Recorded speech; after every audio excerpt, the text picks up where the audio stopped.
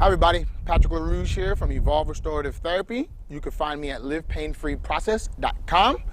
I help people that truly need to be active in their life. I help them eliminate pain for the long term and enhance their performance.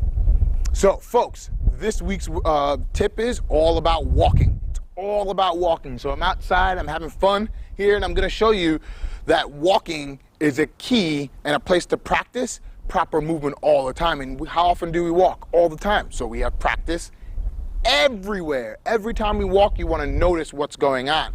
So I want to show you a couple key things to focus on. One, ankle mobility. You want to make sure your ankles are actually moving. Two, you want to make sure your hamstrings and your glutes are actually functional. And three, what's happening within the arms. So a lot of people, they hold things in their arms, things like that. Yeah, that's a bad thing per se, and as you guys know, there's no such thing as good or bad, there's just pros and cons. But if you do have a way not to hold anything in your arms, that's perfect, because then you can actually watch how much your arms sway, okay? So, number one, let's work with the ankles. What you want to do is every time you take a step, you want to actually think a floppy ankle.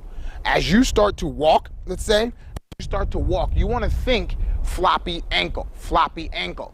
So when you push off, your foot is almost going to be in this back position. Your big toe is actually going to be bending. If somebody was behind you, they can look at the back of your shoe, at the bottom of your shoe, at the end of your stride.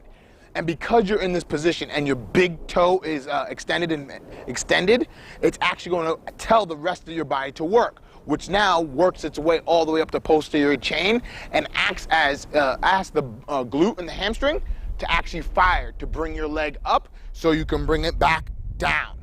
And if you're doing this properly and you're walking, it's going to land right underneath you. It's always going to land right underneath you, so you're never going to be heel striking. You're never going to be reaching out in front of you, striking at the heel, and the force of the energy that you're coming down is going to run all the way back, land on your back. So if you start to get your big toe and ankle range of motion to get better, your back is going to get better, as well as our second foundation with our glute and our hamstring. We'll start to work, because that needs to do this to pick you up and bring it back down.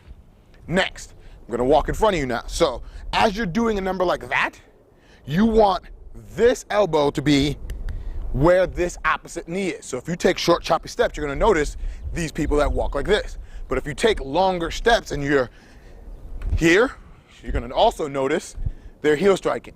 But if you're doing everything properly, it's going to find that sweet spot where you're not completely here, but it's going to be sweet, nice and easy all the way through. You're going to notice how the opposite knee correlates with the opposite hand, elbow and hand. You want to start learning how to do this, because this, as you go through here, you're going to notice a slight twist in the back. You're going to notice many different things, but if you can get this to work properly straight, one, speed is going to increase altogether because you're more efficient all the way through. You're going to be swinging, which is going to bring momentum if you're jumping all the way through. It's going to bring so much to you, as well as now you're on not the balls of your feet, but the arch support is actually going to be able to be your spring. Your muscle tissues are going to start learning how to work. Everything's going to be going through, all because you're in this back position. You're able to spring through. So, all the way through. Big toe, push off. Somebody should be able to see the back part of your foot. Hamstring, glute need to start working to pick you up, as well as the opposite arm, opposite knee. Cross crawl pattern as you go through here, like so. All the way through. Now, walking is one thing. It's a slower version of running.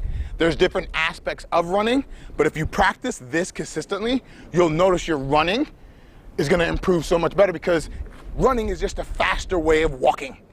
It's supposed to be the same way, but the weight load is forward. Okay? So, that's your weekly tip for today. Enjoy. If you guys haven't signed up yet, sign up, because this can happen every week. We can give you tips to eliminate pain for the long term. And enjoy this beautiful day. Enjoy. Bye.